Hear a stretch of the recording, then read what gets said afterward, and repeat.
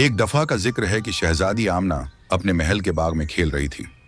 وہ اکثر خواب دیکھتی تھی کہ کوئی جادوئی چیز اسے انوکھی دنیاؤں میں لے جائے، مگر ایسا کبھی ہوا نہیں تھا۔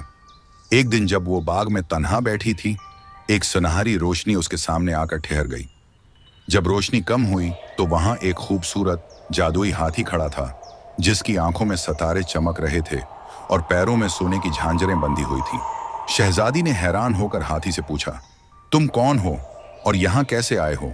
ہاتھی نے مسکراتے ہوئے کہا، میں ایک جادوئی ہاتھی ہوں اور تمہاری خواہش پوری کرنے آیا ہوں۔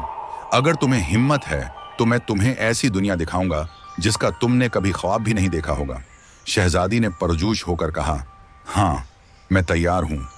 ہاتھی نے اپنے جادوئی کان سے روشنی کا ایک دائرہ بنایا اور شہزادی کو اپنے پیچھے بیٹھنے کو کہا۔ جیسے ہی شہزادی ہاتھی کی پیٹھ پر سوار ہوئی، وہ آسمان میں اڑنے لگا۔ شہزادی نے پہلی بار زمین کو اتنی بلندی سے دیکھا اور حیرت کے عالم میں چاروں طرف دیکھنے لگی۔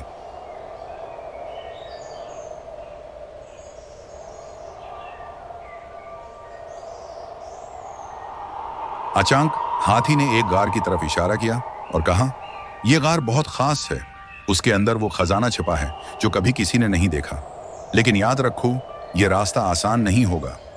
شہزادی کے دل میں خوف اور جوش ایک ساتھ بیدار ہوئے، مگر اس نے ہمت کر کے ہاتھی کے ساتھ غار میں جانے کا فیصلہ کیا۔ جیسے ہی وہ غار کے قریب پہنچے، دیواروں پر پراسرار نشان چمکنے لگے اور ایک پراسرار آواز نے ان سے پوچھا، کیا تم میں ہمت ہے کہ اس راز کو جان سکو؟ شہزادی نے پرعزم آواز میں کہا، ہاں، مجھے ہمت ہے۔ یہ سنتے ہی غار کے دروازے کھل گئے اور اندر ایک جادوئی جنگل نظر آیا جس میں ہر طرف روشنیاں تھیں اور عجیب و غریب درختوں پر پھل چمک رہے تھے۔ یہ جگہ بہت خاص ہے، مگر یہاں ایک ایسا راز چھپا ہے جو کسی کو بھی اپنی جگہ سے ہلا سکتا ہے۔ شہزادی نے جنگل کے بیچ میں ایک بڑے درخت کے نیچے ایک روشن پتھر کو چمکتے ہوئے دیکھا۔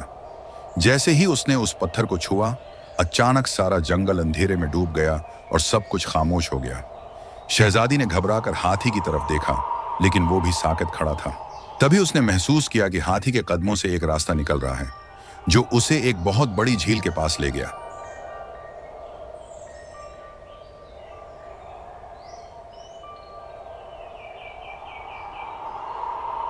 جھیل کے کنارے پر ایک جادوئی پرندہ بیٹھا ہوا تھا، جس نے کہا، یہ پتھر تمہیں صرف اس وقت واپس لے جائے گا جب تم اپنے دل کی سب سے خالص خواہش بتاؤ گی۔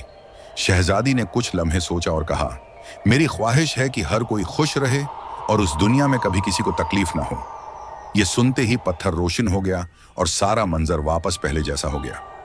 ہاتھی نے شہزادی کو اپنے پیچھے سوار کیا اور کہا، تمہاری نیک خواہش نے اس راز کو کھولا ہے۔